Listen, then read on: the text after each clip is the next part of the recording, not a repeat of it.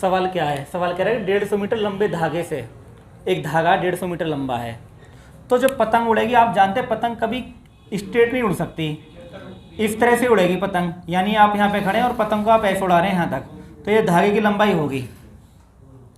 भाई पतंग को आप कैसे उड़ाएंगे, एंगल बना के उड़ाएंगे, और एंगल बनाएगा 60 डिग्री का, ये 60 डिग्री का हो गया। ये पतंग के धागे की लंबाई, पतंग यहाँ उड़ रही है तो 90 डिग्री का हो गया, कोई दिक्कत नहीं है, 60 डिग्री में पतंग आप उड़ा रहे हैं। तो ये धागा है, इसकी लंबाई आपको दे रखी 150 मीटर, ये 150 मीटर है। आपसे पूछ रहा है कि ये एच क्या होगा, ये वैल्यू एच क्या होगी। आपको ये बात पता है कि जब 60 डिग्री होता है तो ये मान √3 होता है, ये 1 होता है और ये 2 होता है, ये बात आपको पता रहनी चाहिए, ठीक है ना। अगर ये बात नहीं पता तो फिर आप साइन फैट से निकाल सकते हैं। दो तरीके हैं, या तो आप ये माने कि 2 का मान 150 है, ये √3 होता है, ये 1 होता है, ये 2 होता है, तो 2 का मान 150, तो √3 का मान कितना है, तो √3 की गुणा और 2 का भाग 75√3 आपका आंसर आ गया। अगर आपको इतनी जानकारी ना, तो आप पता चलिए कि लंब और कर्ण किस में आते हैं, साइन में आते हैं, है ना। तो साइन 60 बराबर लंब बटे कर्ण, ये साइन 60 की वैल्यू कितनी होती है, √3/2, 2 से 75 बार, h बराबर 75√3। तो ये आपको इस तरह से पता रहना चाहिए। उतार लो फटाफट से जल्दी से।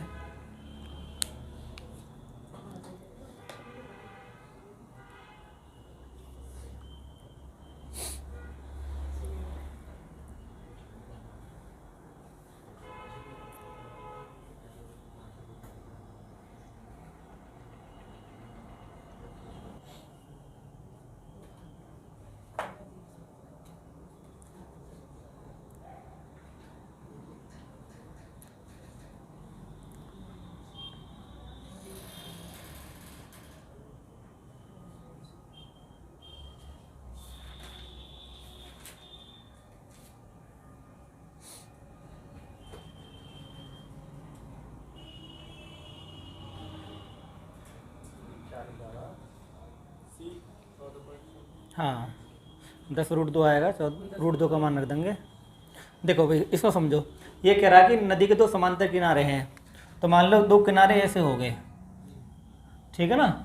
भाई नदी इस तरह से बहेगी, ये नदी बह रही है ऊपर की तरफ, ठीक है ना, नदी ऊपर की तरफ बह रही है, ये किनारे हो गए, या नदी ऐसे बह रही है इस तरह से, कोई दिक्कत तो नहीं है। और एक किनारा ये है, यहाँ से आपने 45 डिग्री कोण बनाया और आप ऐसे पहुँच इस तरह से आप चले, भाई ये किनारे से नदी इस तरह से बह रही है, इस किनारे से आप 45 डिग्री कोण बना के ऐसे तैर रहे हैं, इस तरह पहुंच जाएंगे, इस तरह साइड पहुंच जाएंगे, ये भी किनारा ही है, सब किनारे होते हैं साइड में। अब 45 डिग्री पहुंच रहे हैं तो ये दोनों किनारों के बीच की दूरी पूछी है, यानी ए पॉइंट हो गया, ये बी हो गया और ये सी हो गया, तो आपसे ये वाली दूरी पूछी है। और आपको दे रखा है कि तैरते हुए 20 मीटर की दूरी, तो ये कितनी दूरी है, अब आपसे ये पूछा है ना, ये पूछा। तो आप ये बात जानते हैं कि भाई ये क्या है, कर्ण है। जब 45 होता है तो 45 होने पे क्या है कि दोनों बराबर होते हैं, ये एक, तो ये कितना भाई √2, ये तो बात आप जानते हैं 45 होने पे। तो √2 का मान दे रखा तुम्हें, √2 का मान कितना है 20, √2 का मान 20 है, तो 1 का मान पूछा, तो 1 की गुणा √2 का भाग, तो 20/√2, √2 के नीचे गुणा कर लेंगे भाई, जब गुणा करेंगे तो 2 हो जाएगा, ये तो 2 से कट जाएगा 10 बार, तो 10√2 आ गया। अब 10√2 ऑप्शन में नहीं है तो √2 का मान इसने रख दिया है 1.414 होता ना, ये होता जब गुणा करोगे भाई, ठीक है। तो ये आ जाएगा 14.1 आ जाएगा। ये देखो इसमें दिक्कत क्या है, 2 अंक तक रखो इसे, 10√2 ना 1.4, 1.41, तो गुणा करोगे तो ये हो जाएगा 14.1। इसने 4 बाद में ले लिया है, कई दिक्कत तो नहीं सवाल में, ये लग जाएगा, ठीक है।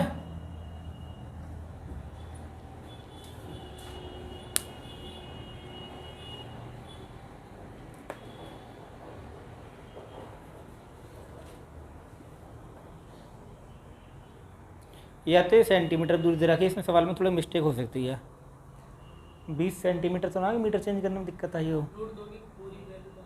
है, रूट 2 की पूरी वैल्यू आती है। तो इसमें ये हो सकता है कि 20 सेंटीमीटर होगा, 20 सेंटीमीटर होगा। हाँ हाँ 14.14 है। इसमें पॉइंट की दिक्कत हो रही है ना एक।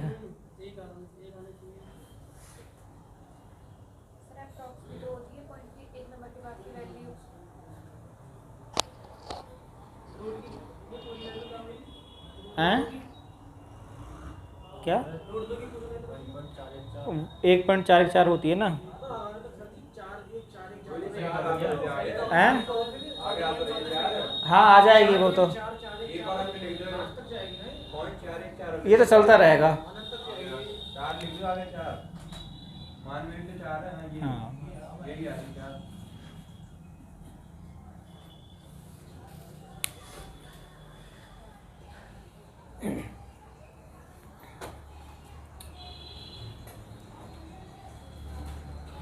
मिटाते हैं कि खाली जो कोण था वो एक ही था, जैसे 45 था, 30 था और 60 था, ये तो पढ़े थे ना।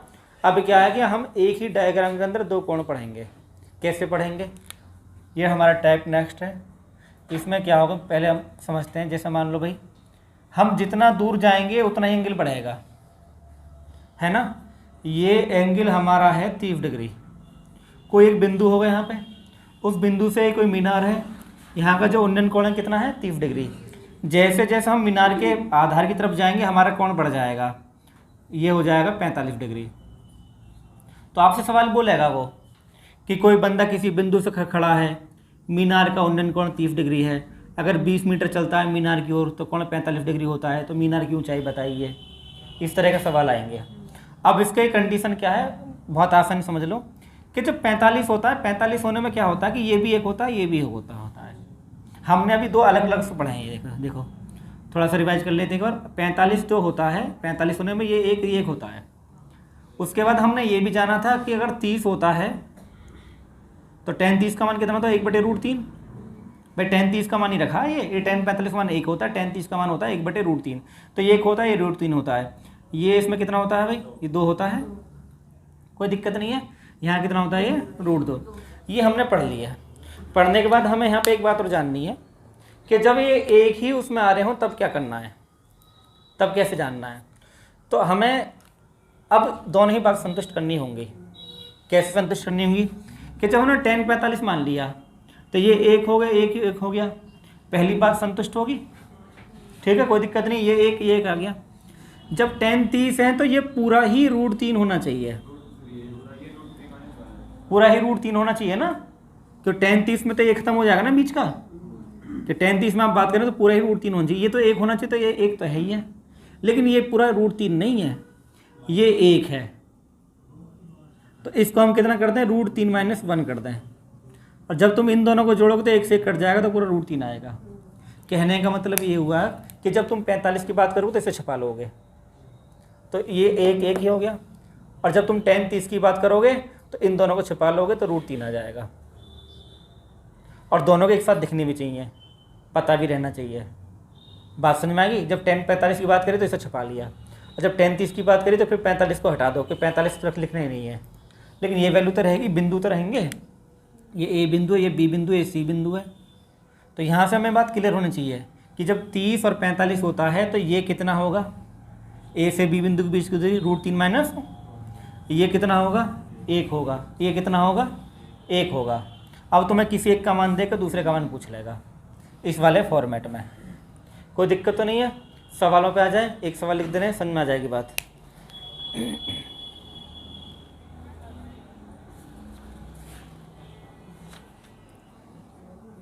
इसे बना लो जल्दी से, फिर एक सवाल लिख देता हूँ मैं।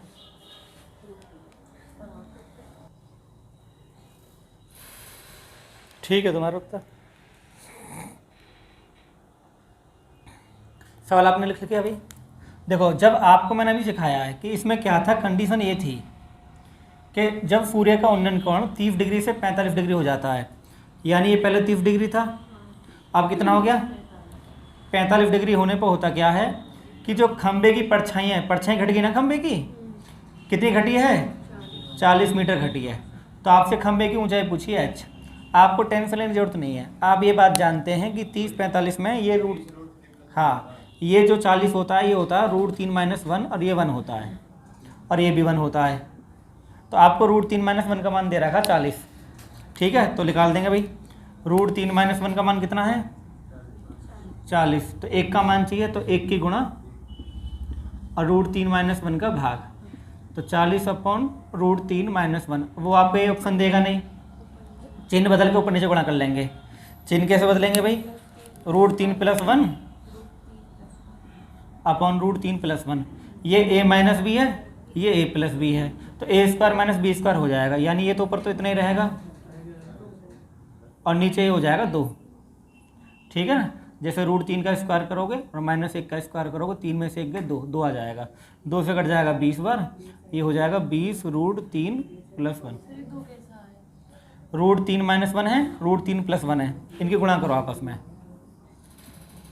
√3 - 1 गुणा √3 + 1, तो √3 को √3 में गुणा करोगे तो √3 का स्क्वायर हो जाएगा, 1 के 1 में करोगे तो 1 का स्क्वायर हो जाएगा, स्क्वायर फिर 3, 3 में से 1 गए। ये a - b और a + b नहीं होता फॉर्मूला,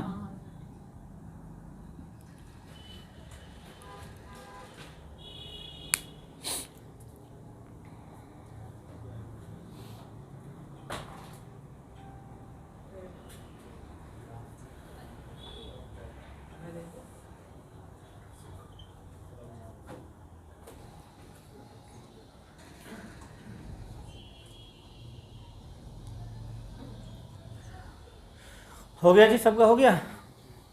तो आपको पता है कि कंडीशन वही है कि 45 डिग्री से 30 डिग्री हो जाता है, यानी पहले कितना था 45 डिग्री था, अब 30, तो 30 को आगे मत कर देना, क्यों आगे जाने पे कोण बढ़ता है तो इधर जाने पे कोण घटेगा। तो 30 डिग्री हो गया, ये वाला 30 डिग्री हो गया, ठीक। जब 30 डिग्री हो गया तो परछाई बढ़ेगी कितनी 10। अब 10 किसका मान है, √3 - 1 का मान है, ये अभी बताया था। तो √3 - 1 का मान है भैया 10, तो 1 का मान कितना, 1 की गुणा √3 - 1 का भाग, ऊपर नीचे गुणा कर दो, तो 10 गुणा √3 + 1 हो गया, ये 3 में से गए 2 हो गए, 2 से कट गया 5 बार, तो 5 √3 + 1 आपका उत्तर आ गया, ठीक है। बहुत आसान है।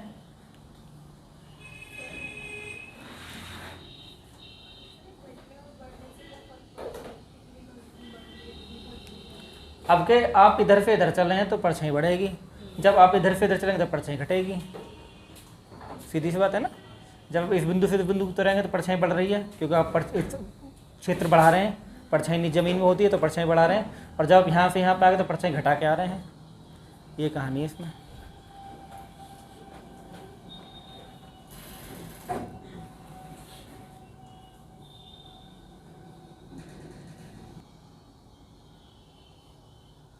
समझा मैं, चेंज है थोड़ा सा, हो जाएगा उम्मीद है।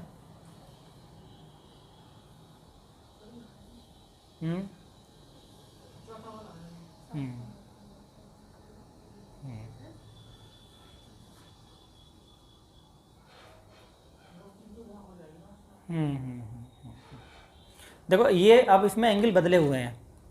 एंगल क्या है इसमें भाई, ये 45 डिग्री है और 45 डिग्री से 60 डिग्री हो रहा है, यानी आपके मामला पहले क्या था 30-45 का था, अब क्या मामला बदला हुआ है, यानी ये 45 डिग्री है भाई और ये 60 डिग्री है, ठीक है। अब हमने ये जाना है कि 60 डिग्री पर जब आता है वो ये √3 होता है और ये 1 होता है, ठीक है। लेकिन 45 पे क्या होना चाहिए, 45 पे ये पूरा ही 1 होना चाहिए, है ना। और दूसरी बात ये 1 होना चाहिए। जब तुम 45 की बात करते हो तो 45 पे क्या होता है समझते जरा, देखो आराम समझते हैं बातों को। 45 ये कहता है कि भाई ये 1 है तो ये भी 1 है, और 60 क्या कहता है, 60 ये कहता है कि भाई थोड़ा 60 को ठीक बना लो, 60 ये कहता है कि ये √3 है और ये 1 है। बात समझ में आ रही है जो मैं कहना चाह रहा हूँ, ठीक है। अब तुम्हें 45 में ये 1 बनाना है। अब ये एक तब बनेगा जब ये और ये बराबर हो जाए। जैसे बराबर हो जाए मैं बताता हूँ कि मान लो ये √3 हो जाए, ये √3 हो जाए, एक से एक कट गया। बात समझ में आ गई ना? तो तब भी एक एक है, यानी हमें नीचे टोटल मिला के √3 बनाना है, क्योंकि अगर हमने √3 बना दिया और √3 से √3 काट दिया तो एक आ जाएगा और दोनों बात संतुष्ट भी हो जाएंगे। तो फिर √3 कब बनेगा? जब ये √3 - 1 होगा। अब 1 से 1 कट गया है, जोड़ोगे तो नीचे √3 रह जाएगा, √3 से √3 कट जाएगा तो 1 रह जाएगा। बात समझ में आई कुछ हद तक, है ना? क्यों हमने करा ऐसा? क्योंकि हमें 45 60 देखे तो 60 अच्छा लग रहा है देखने में, √3 और 1 है। और जब 45 देखेंगे तो इसको देखो, अब ये इनको जोड़ेंगे तो 1 से 1 कटेगा, यहाँ √3 बचेगा, यहाँ √3 बचेगा, तो √3 से √3 कटेगा तो 1 1 भी रह जाएगा। यानी 45 और 60 की कंडीशन हम समझ गए कि 45 और 60 की कंडीशन क्या है। हैं 10 60 में तो रहता ही है, फिर 10 60 का फॉर्मूला क्या है? √3/1। अब 45 में ये 1 बनाने हैं दोनों, ये तो 1 तब बन सकते हैं जब ये भी √3 हो, √3 से √3 कट जाए, तब 1 बन जाएगा। ठीक है, बात समझ में आ रही है? 10-30 बेटा ऐसा होता है, 10-30 में 1/√3 होता है। ठीक, अब ये 1 से कट जाएगा, बात क्लियर होगी? यानी 30 और 45 में नीचे वाले सेम रहते हैं। हमने अभी नहीं पढ़ा था 30-45 वाला, ये भी √3 - 1 था, ये 1 था लेकिन ये 1 था, तो ये 60 में ये अंतर है। 45 और 60 में नीचे का सेम रहेगा, 30 और 60 में नीचे का सेम रहेगा, अंतर सिर्फ यहाँ पे आएगा, ये 1 है, ये √3 है। बात क्लियर हो गया? अब तुम्हें किसी एक का मान तुमने दे रखा है इन्होंने, उसका मान हम लिख लेंगे। भाई किसका मान दे रखा हमें, देखते हैं इसमें। इन्होंने दे रखा है भाई कि 20 मीटर चलते हैं, यानी √3 - 1 का मान दे रखा है। कितना दे रखा है? √3 - 1 का मान दे रखा है 20। किसका मान पूछा है इन्होंने हमसे? √3 का मान पूछा है, तो इसकी गुणा और √3 - 1 का भाग। ठीक है, तो ये हो गया भैया 20 √3, ऊपर नीचे गुणा कर दो, √3 + 1 अपॉन √3 - 1 इंटू √3 + 1, तो ये 2 बन जाएगा। √3 गुणा कर लो, तो √3 गुणा करो 3 प्लस √3, नीचे 2 से कट गया 10 बार, तो 10, 3 प्लस के √3, यह हमारा उत्तर आ गया, थर्ड हमारा उत्तर है। ठीक, इस पर आधारित सवाल हम कल भी करेंगे अभी, ठीक है ना, और समझेंगे चीज़ों को।